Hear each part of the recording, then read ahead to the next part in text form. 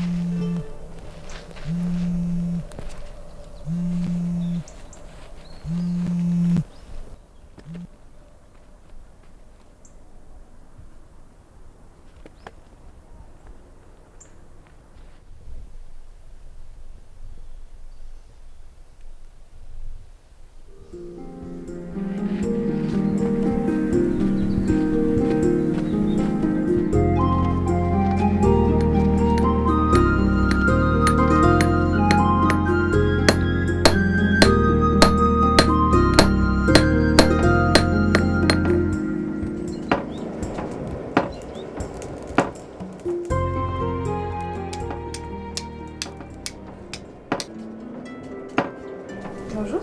Bonjour. Comment ça fonctionne? C'est très simple, c'est un morceau d'acier que l'on aura rechargé en carbone, surchargé en carbone, et le fait de le racler contre un morceau de silex enflamme ce carbone et provoque les étincelles, comme ça.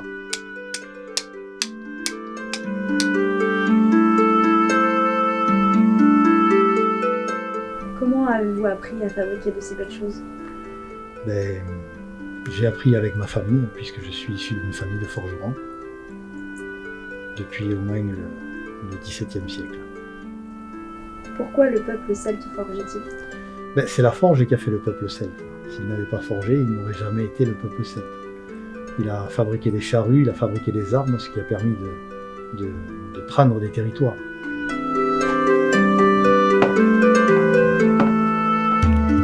Tenez, je vous donne cet objet qui a été fabriqué dans cette forge, un souvenir. Merci. Je vous en prie.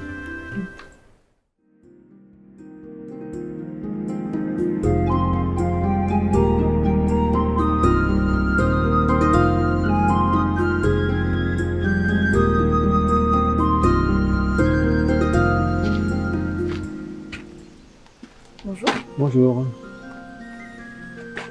Je constate que vous avez un très bel atelier. Merci. Comment faites-vous pour tisser? Alors, je vais vous montrer avec ce métier à tisser. Il s'appelle un métier vertical à peson. Alors les pesons, donc c'est pour Interpic, servent à tendre ces fils verticaux qu'on appelle des fils de chaîne. En Entre les deux, on a un espace qu'on appelle la foule, dans lequel on va passer un fil horizontal, un fil de trame. On va faire ça grâce à une navette.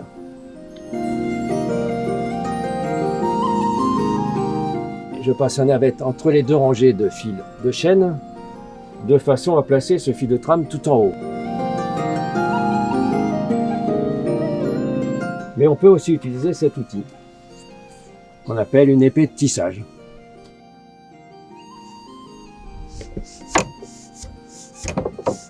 Comment faire pour qu'il tienne? C'est le principe du tissage. À chaque fois qu'on va passer un fil horizontalement, on va croiser le fil de chaîne juste en dessous. Et si je vais un petit peu plus loin, les fils de chaîne qui sont derrière vont croiser ceux qui sont de devant. Ceux qui sont devant, vous voyez, c'est le croisement de fils de chaîne, il y en a un en dessous, un au-dessus. Ce croisement de fil de chaîne qui est en dessous va continuer à descendre jusqu'en bas et celui qui est là au-dessus va continuer à monter jusqu'en haut quand je vais pousser sur la barre. Vous voyez maintenant ce fil de trame, il ne peut plus descendre, il est bloqué.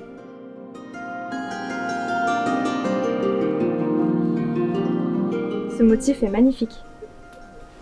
Ouais, vous trouvez? Oui. Bah, je vous en fais cadeau. Merci.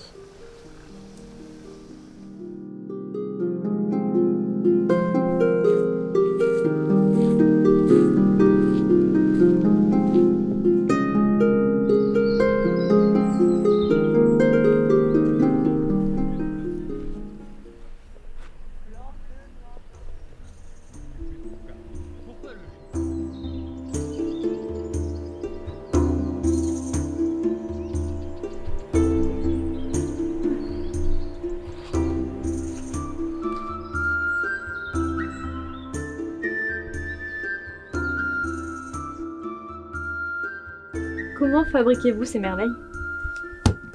Alors je récupère de l'argile au pied des Pyrénées. Donc je la tape bien comme ça. Et après je vais mélanger une autre terre plus claire pour arriver à avoir une poterie comme ça. On appelle ça du marbré. On a un mélange des deux terres.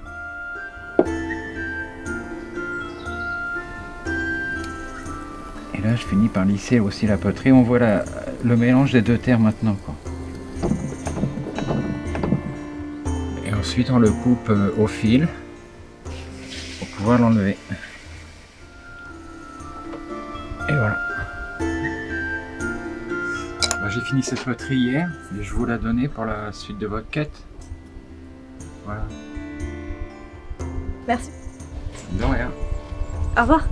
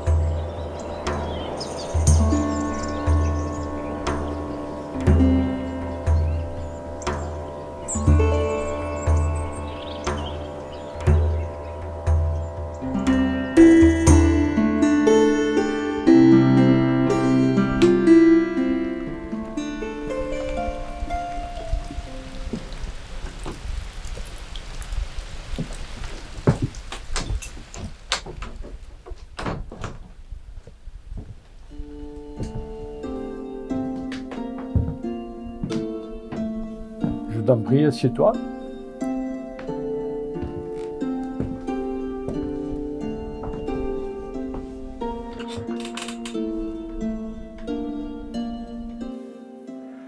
Qu'est-ce qui t'amène ici?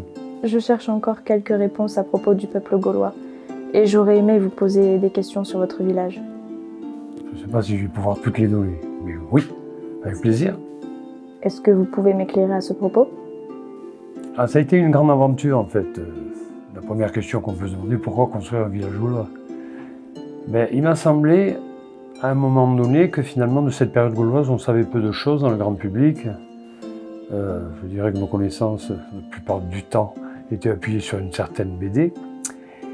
Et j'avais ce souvenir en fait qu'à l'école primaire, sur les Romains il y avait 2 pages, sur les Grecs il y en avait au moins 3.